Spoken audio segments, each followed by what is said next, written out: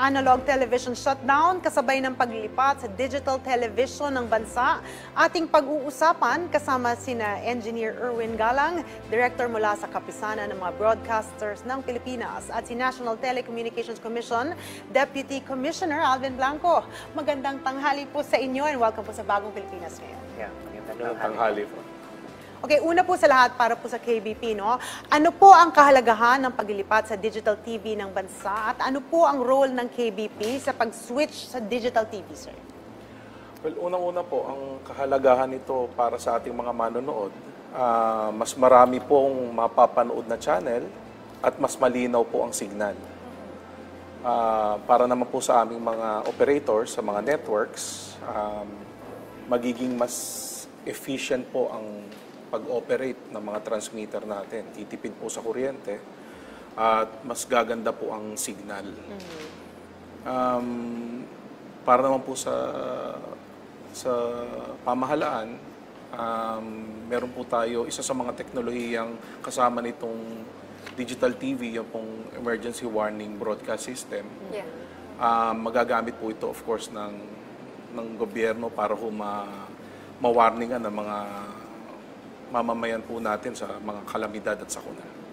More than siguro sa telepono, di ba? Dati laging telepono, ngayon pati sa television makikita na rin. So hindi lang siya pang entertainment, kundi life saving, you would say, no? So ang sinasabi niyo po, pinakamahalaga para maintindihan po ng ating mga kababayan, ano? Lalo na po sa Metro Manila kasi sa ngayon, explain po natin, pag sinabing digital, we're going digital at isa-shut off na or parang i-phase out na yung analog, no? Paki-explain nga po ito sa isang ordinaryong mamamayan. Siguro po sa DepCom NTC, sir? Yeah. Para po sa typical na television viewer, ang transition po sa analog is unang-una ang gaya ng nasabi kanina ni Sir Erwin Galang from KBP, mas gaganda po yung viewing experience na ating mga televiewers dahil mas gaganda yung picture, the picture quality will be a lot better, and then mas maraming programs na mapagpipilian yung ating mga televiewers. And then of course, there will be an improvement in the services dahil nga marami ng enhanced services gaya ng early warning broadcast. So hindi lang siya pang entertainment anymore, pero marami na ring information and data na pwedeng makuha through our digital TV service. Napakaganda nga naman, Chi, pagka yung viewing experience mo ay na-enhance at nakita mo yung difference. Yes, para sa ibang mga mamamayan natin, di ba? Yan ang ating kasiyahan eh. Pag nakita mo na yung big difference na, ay, ito palang itsura ng paborito kong artista, ay, hindi ho ba? Malaking bagay yun, lalo na kung fan ka, di ba? At gusto mo lang naman, kaya ka ganyan, sumaya at gaganda ang iyong araw, di ba? So, gusto ko lang malaman po, yung pag sinabi nating digital, kailangan meron kang tinatawag na Digibox. Hindi po ba? Tama po. Oo. So, kung Metro Manila po ang ating pinag-uusapan, ilan na po ang merong mga ganitong sets? At ilan pa yung target po natin? Well, right now for Mega Manila, sa latest po na datos na meron na nakuha natin, in the Mega Manila area, mga nasa 82 to 83% lang po ng mga TV households ang nakaka-receive ng digital TV signal or reception. So malaking percentage na po yan ng ating TV households in Metro Manila that are capable of receiving digital TV. So mga mangilan-ngilan na lang na households or maybe about mga 17%, 17-18%. So ilan po kaya yun? Pong, in terms of ilang milyong households? Based on the data that we had very recently, yung mga households po na that are relying purely on analog are less than 1 million na lang po. Less than 1 million. That's for the Mega Manila area. So ito po yung ating hinihikayat na mga households na as much as possible, itangkilikin na po nila yung ating digital TV service na pinoprovide na po ng ating mga television networks. Pero will this overlap po with the existing mga digital, yung mga boxes nga by mga ibang mga networks? So practically same concept po ito, no?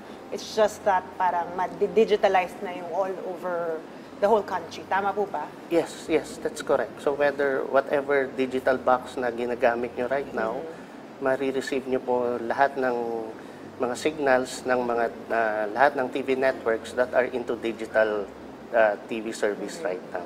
Okay, so ito lang para alam ng ating mga kababayan. Ito yung mga Sulit TV, for example, ng TV5, For the Box ng GMA 7, TV Plus ng ABS, meron din daw Baron Box. MPTV kaya? No? Excited ako, no?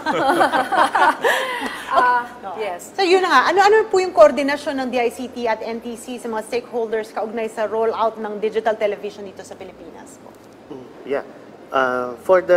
Para po sa ating preparations for our transition from analog to digital, ang ating pong DICT at NTC are working closely together with the stakeholders, particularly yung ating mga TV networks, and of course KBP as yung kapisanan ng mga broadcasters sa Pilipinas as the broadcasting association ng ating bansa. So we work closely with them at kasama na din po yung mga ibang stakeholders para po ma-prepare ang ating viewing public sa pag-transition natin from analog to full digital television. So we are working closely with them on this activity, on this transition. Ito pong sunod kong tanong para po sa ating KBP, Representative Engineer Galang, no? Bukod po sa mga na-mention po ninyo, no, ano pa po ba ang mga dapat maunawaan ng ating mga manunood sa paglilipat nila sa digital TV? Bukod sa better viewing experience, mas maganda yung mapapanood nila, mas malinaw, at meron pang emergency, di ba? Parang pag kunyari mag-earthquake, ganon, malalaman mo kung magkakaroon ng disaster or bagyo. Ganyan po yung plano po ng NTC, ng DICT, po. Kasama po ang NDRRMC. Yan po yung tinatarget nila na pagka may emergency, magamit po itong emergency warning broadcast system. Tulad po nung nangyari sa Japan. Nung New Year, na makikita nyo po na actually pag napanood nyo yung mga ibang vlog na nagbablog sa Japan, na nag-change yung television nila para ipakita yung emergency prior to the earthquake. Yes. So early warning. Talaga early warning po siya. So bukod po yun sa mga nare-receive sa So nadi-detect, hindi mo na kailangan hintayin pa yung announcement, for example, ng DOST? Ang experience po na nakita po sa Japan is Or PHIVOLCS, Opo. Prior po na dumating sa ibang lugar, nakita na po nila at na-warningan na po sila. So, inaasahan po natin na magagawa rin po natin dito yun sa Pilipinas. But I'm very curious po, ano pong reaction ng mga stakeholders tungkol dito? Because I believe nga, di ba, you'll have to work closely with them. And currently, meron silang mga existing digiboxes, as you mentioned earlier, Ms. Nina, no? Ano pong reaction ng stakeholders about this? Well, ano naman po, they are very, generally receptive naman po ang ating, especially our televiewers, because I think by now, na-realize na rin nila na yung advantages ng digital TV over analog. And I think to add din po dun sa nasabi ni Sir Erwin is it's important din na malaman ng ating mga televiewers na yung ating pong transition from analog to digital, eventually this will result in yung ating pong analog service at some point later on ma-phase out na rin po. So everybody should be aware or alam po dapat ng lahat na at some point later on, ang ating analog television will be phased out, pero this will be taken over by a much better digital television service. Okay, so ano po ang dahilan ng pag-uurong ng analog TV broadcasting shut-off sa susunod na taon? No? So, hinabaan niyo po yung deadline natin. Hindi po natin may target po ba para sa tuluyang paglilipat sa digital TV ng buong Pilipinas? Well, actually, yung ating pong analog ASO, tinatawag na ASO or analog shut-off or phase-out, is hindi naman po actually siya naurong. At this point in our transition, nag-uumpisa na po tayo mag-prepare for the analog shut-off. So, naghahanda na po tayo for the analog shut-off until eventually mapunta po tayo doon. So, we're looking at parang a working date para po doon sa analog Deadline. shut-off. Yeah, some sort of a deadline. But for now, it's a working date. It's something that we ano pa po natin as we go along with our preparations for the analog shut-off. Oo. Pero when you're talking about the whole Philippines, kumusta po outside of Mega Manila yung ating pag-going digital? Well, for outside of Mega Manila, ongoing na rin po ang ating transition from analog to digital. So, meron na rin pong mga digital TV services that are being provided in other areas of the country like Cebu, Davao, and many other key cities. Pero at this point po, we're looking at Metro Manila dahil dito po yung medyo mataas-taas na ang uptake ng ating digital TV reception. But eventually, the whole country will be into transition to full digital.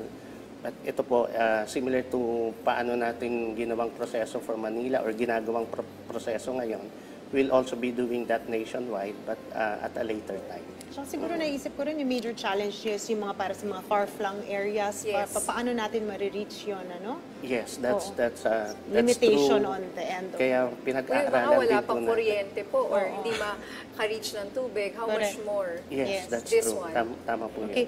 Pero for Sir Alvin, okay, sa bahagi naman ng mga broadcasting network, lahat po ba ay may digital signal na ano po ang mga datos nyo so far dito? Well, ang ating transition sa digital television nag-start way back 2015 pa po.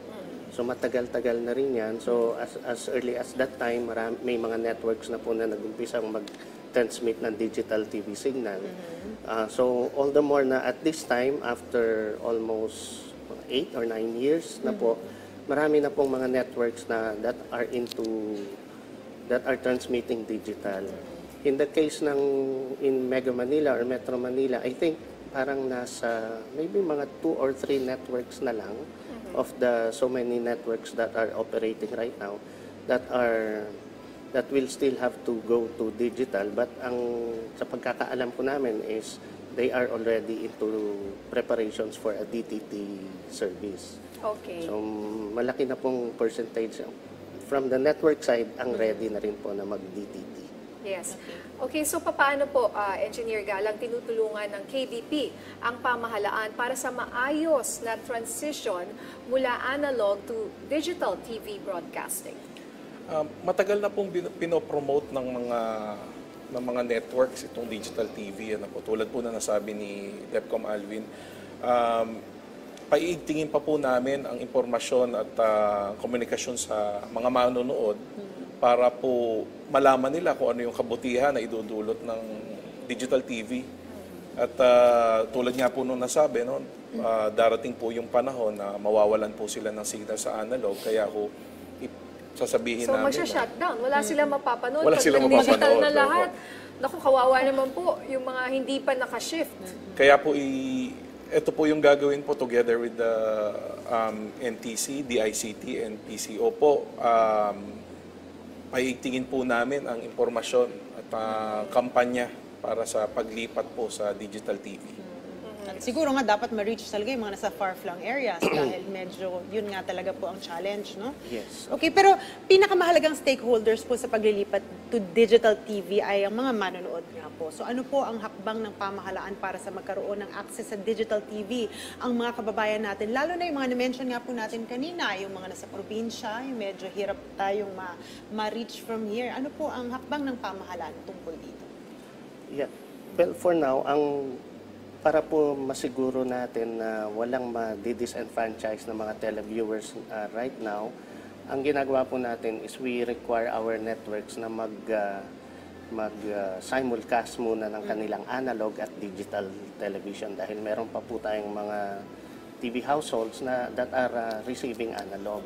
So we have advised our TV networks na ituloy lang muna yung kanilang analog habang yung ibang TV households and naghahanda pa for the transition to digital. And then eventually, we will have to also make sure na ito pong mga households na to that are still relying on analog reception, makapag-access po ng digital TV box bago po natin ipatigil ang analog service, to make sure na hindi rin sila mawawalan ng television service pag nag-full digital na tayo. So, ganun po ang objective ng ating pamahalaan on What's that one. stopping them po from getting this Digibox? For sure, obviously, there's cost involved. So, paano po yun? Well, pinag-aaralan din po ng pamahalaan yung possibility of providing probably a subsidy for some of the households na kailangan Yes. po nating i-transition. So, like kagaya po ng nasabi kanina, kasama din po ito sa mga pinag-aaralan pa natin on how we will be able, paano natin po magagawa ito to make sure na malilimit or mami-minimize po ang ma-inconvenience sa pag-transition natin from analog to digital. So this is one thing that we are carefully studying din po. Alright, mensahe nyo na lang po at paalala sa lahat ng mga nakatutok sa ating programa ngayon. Siguro, let's start with Sir Alvin and then Engineer Galang. Yeah. So sa ating pong mga televiewers right now, we encourage you or hinihikayat po namin kayo na mag-shift na rin po sa ating digital TV service. Mas maganda po ang experience sa digital television pag nag-digital TV po kayo. So, mas maraming programs na mapapanood, mas maraming programa, and then mas maganda ang signal, mas klaro, and of course, mas marami kayong programs na makikita. So, other than that, meron din po tayong early warning broadcast na makakatulong din po sa ating mga mamamayan pagdating po sa mga emergencies and mga disasters. So, we encourage everyone to please, let's all prepare for our for full digital television service. Sir? Tulad po nung nasabi ni DepCom Alvin, no, hinihikayat po namin lahat ng manonood na lumipat na po sa digital TV. At makikita nyo po ang diferensya, mas maganda, mas malinaw. Yung pong pinag-uusapan natin kanina, Miss Nina, yung mga paborito mong artista, mas makikita mo ang itsura. Oh, life-changing yun. Life-changing po yun, no? Para Oo. sa mga mamamayan natin, biruin mo naman, no? Gusto mo bang panood yung paborito mo? Tapos, Blurry. malabo. Tama po. Diba? Tama po. Alright, maraming salamat po sa inyong oras. Engineer Erwin Galang, Director mula sa KBP at National Telecommunications Commission Deputy Commissioner Alvin Blanco. Thank you. Thank you.